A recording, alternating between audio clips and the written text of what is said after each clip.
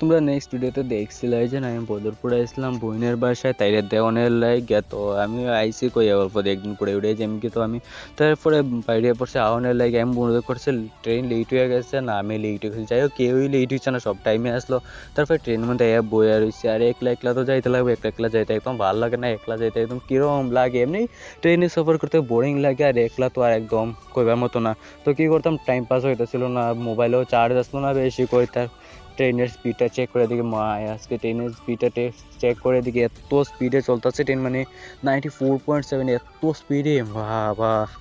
তারপরে যাই হোক এত স্পিডে চলে 2 ঘন্টার মধ্যে আমরা এখানে নিয়ে পৌঁছাই লেগেছি ট্রেনে আজকে অনেক ফাস্টই এইছে ট্রেন তারপরে এখানে নামার পরে যতই করে যেখানে যাই যত সুন্দর জায়গায় যাই না কেন নিজের জায়গায় আসার পরে মানে এত মজা লাগে আলাদাই একটা ফিল হয় আর ঠান্ডা ঠান্ডা বাতাস মানে গ্রামের পরিবেশটার মজাটাই আলাদা শহরে ঘুরাইতে তো আমার বেশি ভালো লাগে না তারা বাসায় একদম এক রুমের মধ্যে একদম মজা লাগে না আমরা এদিকে তো সব খোলামেলা জায়গা আমরা এদিকে একটা মজাটাই আলাদা একদম ঠান্ডা ঠান্ডা বাতাস থেকে একদম ঠান্ডা থেকে ঠান্ডা করতেছি আমরা এদিকে তাই এদিকে এত গরমে একদম ফাটাই লেতেছে ঘামিয়ে একদম মাথা তো নষ্ট হয়ে যেতেছে আমার মানে এত গরম পেতেছে এদিকে